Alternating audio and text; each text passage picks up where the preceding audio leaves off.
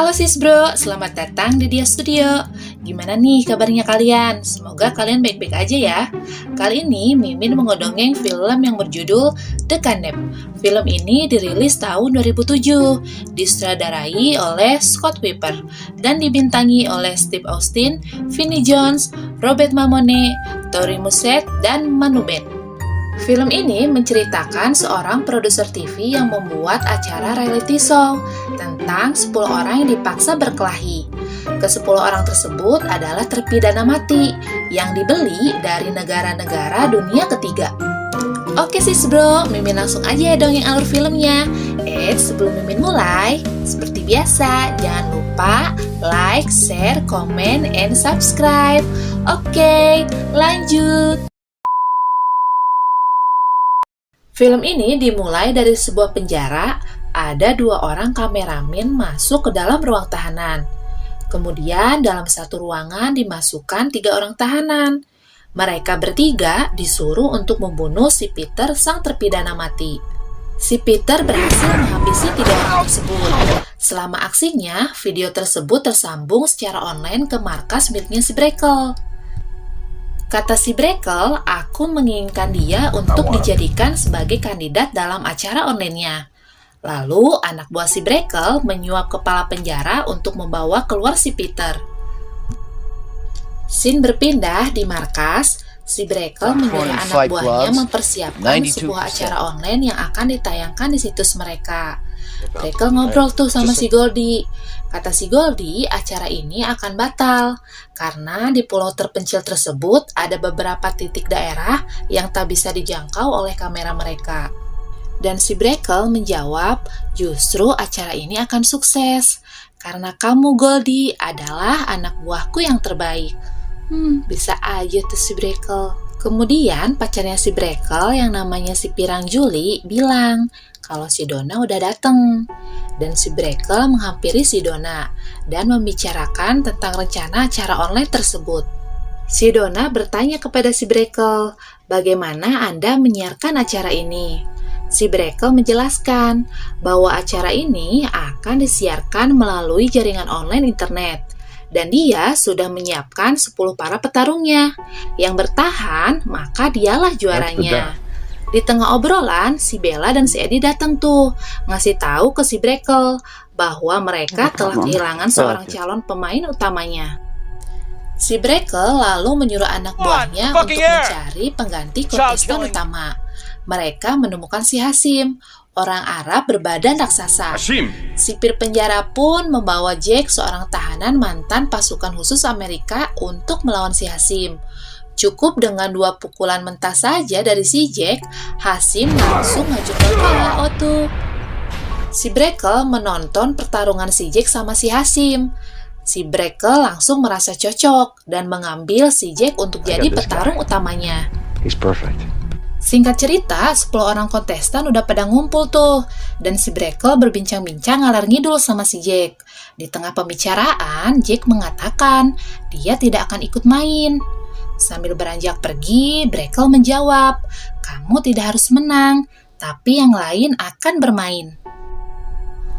Lalu Bester menjelaskan mengenai gelang bom yang menempel di kaki para kontestan. Barang siapa yang melepas tanda merah di alat tersebut, maka bom pun akan meledak. Dan jika ingin gelang bom itu lepas, syaratnya adalah menjadi satu-satunya pemenang. Beberapa saat kemudian, bom itu diaktifkan semuanya. Lanjut cerita, semua kontestan dibawa menuju ke sebuah pulau terpencil memakai helikopter. Sementara itu di markas, si Brekel menyuruh anak buahnya untuk memulai siaran online-nya. Satu persatu para kontestan dilemparkan dari helikopter ke laut. Di markas, panitia bisa melihat semua posisi kontestan karena mereka semua sudah dipasangi alat pelacak, semacam GPS gitu. Dan pertarungan pun dimulai.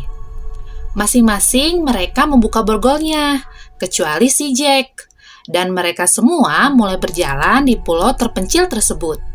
Di saat kontestan yang satu berjalan di pantai, ia melihat Helmut. Lalu Helmut menghajarnya dari belakang. Helmut mencoba memperkosanya. Namun yang Satwa berhasil melumpuhkan dengan menusuk lehernya dengan kayu tajam.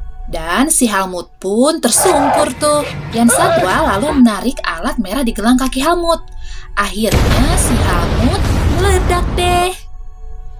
Di markas, si Brekel dan anak buahnya sangat senang tuh, karena mereka melacak jumlah penonton acara online mencapai 5 juta penonton.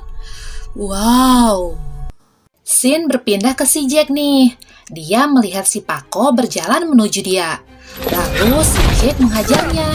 Tapi si Paco bilang sama si Jack bahwa dia cuma kepengen mencari istrinya aja. Dan si Jack pun melepaskannya, karena dia juga punya seorang istri. Sebelum Paco pergi, Paco ngasih sebuah kunci borgol ke si Jack. Dan akhirnya si Jack bisa membuka borgolnya. Scene berpindah ke seorang kontestan bernama Creston. Dia nyoba buat ngelepas gelang bom itu, tapi sayangnya nggak berhasil. Ketika melihat sebuah kamera, si Creston langsung menghancurkannya dengan sebuah kayu. Lalu terlihat sebuah helikopter menjatuhkan sebuah paket tas. Creston pun segera membuka tas tersebut. Isinya ternyata makanan, minuman, dan pisau. Tiba-tiba Saiga muncul tuh di depannya si Creston. Dan mereka pun gelut tuh pupak pikpek. Si Creston malah kabur ke bangkai pesawat. Dan Saiga mengejarnya. Tapi si Creston nggak lengit guys. Saat Saiga keluar dari bangkai pesawat, dia bertemu Stanley, mantan Kopassus Inggris. Saiga mau menghajar si Stanley, tapi si Stanley malah ngajak kerjasama buat ngebunuh satu persatu kontestan. Dan Saiga pun mengokekan. Di sisi lain, si Jack sedang berjalan sendirian. Tiba-tiba si Peter menghampirinya, dan mereka berdua gelut lagi tuh pupak pikpek. Ketika benda merah di gelang si Peter terlepas, si Jack langsung menendang si Peter ke jurang. Dan akhirnya meledak deh ke jurang laut. Scene berpindah ke markas nih. Jumlah penonton melonjak menjadi 12 juta penonton online. Wow, luar biasa. Rame meren acarana mata kitu oge. Scene berpindah ke kantor FBI. Salah satu agen FBI yang bernama Brad Wilkins menonton siaran live yang dibuat sama si Brekel. Namun mereka tidak tahu di mana si Brekel melakukan siaran tersebut. Terus teman sekantornya bilang bahwa nama asli si Jack Conrad adalah Jack Riley.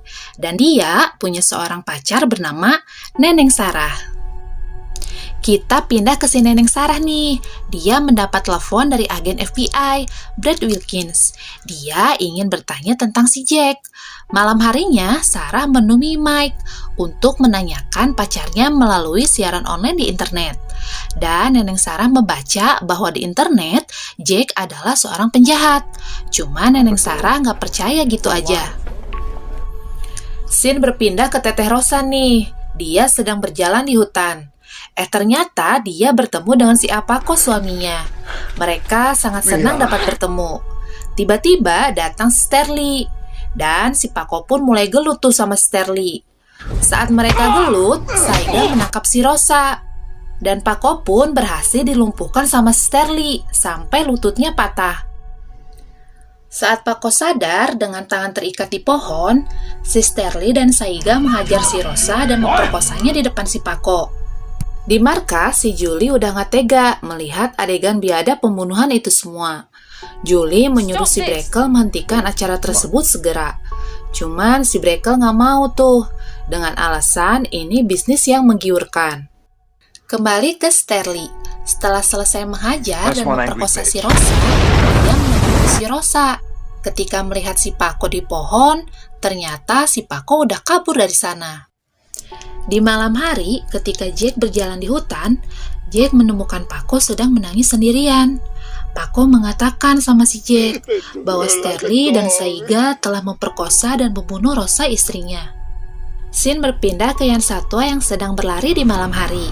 Tiba-tiba Creston menyergapnya dan berkata, "Aku tidak akan membunuhmu, tapi hanya ingin melepaskan gelang ini."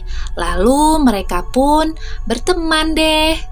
Kembali ke Paco dan Jack. Paco meminta tolong kepada Jack untuk membunuh Sterling dan Saiga untuk membalaskan dendam kematian Rosa istrinya. Namun Jack menolaknya. Jack mengatakan, di ujung pulau ada sebuah menara.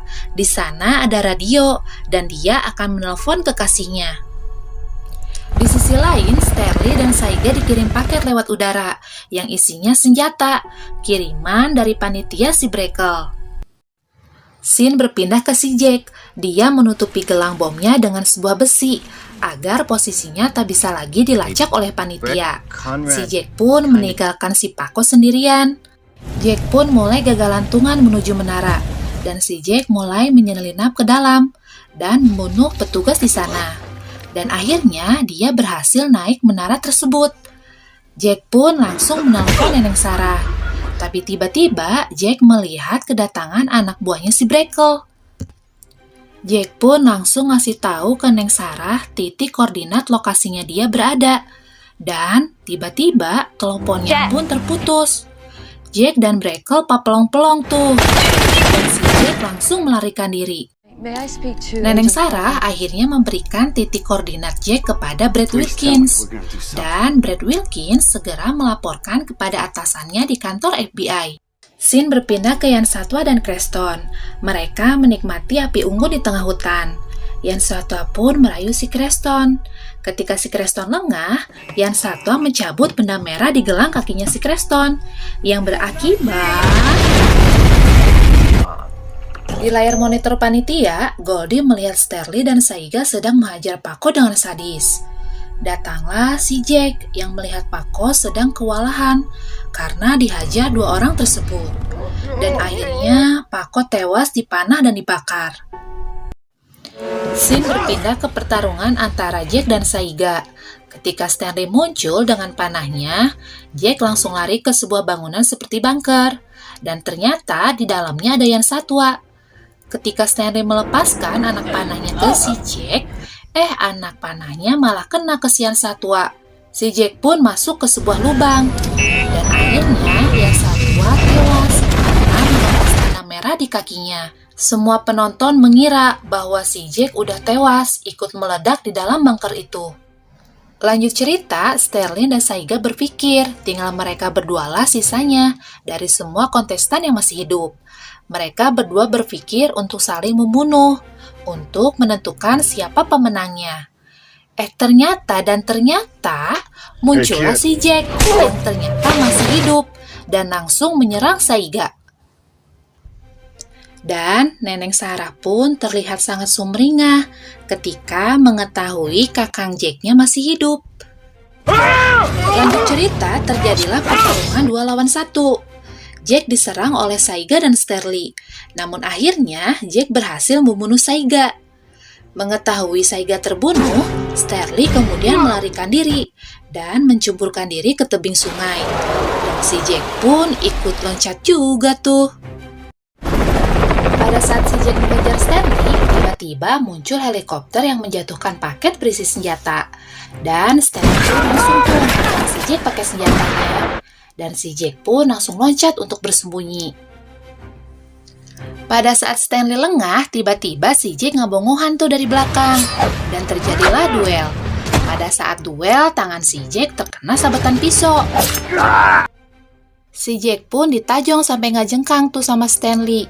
Yang mengakibatkan si Jack terpaksa masuk ke jurang.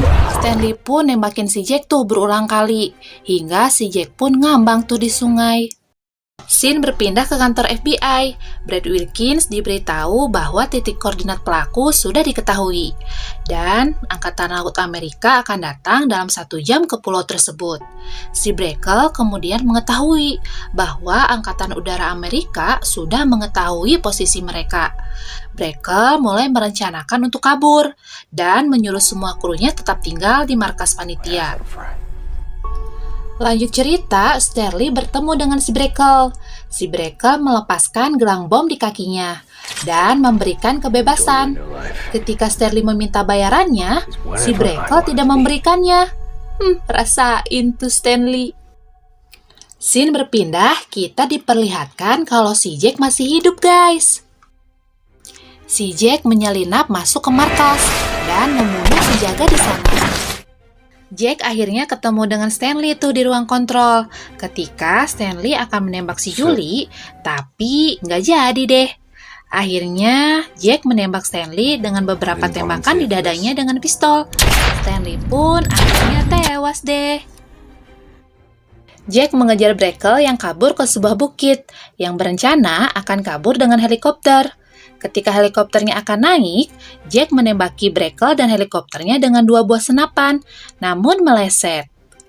Tiba-tiba si Julie datang dan ngasih sebuah gelang bom kepada si Jack. Lalu si Jack melempar gelang bom itu ke arah helikopter yang ditumpangi si Brackle. Setelah itu, Neng Julie memberikan kunci untuk melepaskan gelang bom di kakinya si Jack. Di akhir cerita, si Jack balik ke lembur tuh buat temuin Neneng Sarah. Jack pun bahagia, dan Neneng Sarah pun terlihat sangat sumringah. Film pun berakhir deh.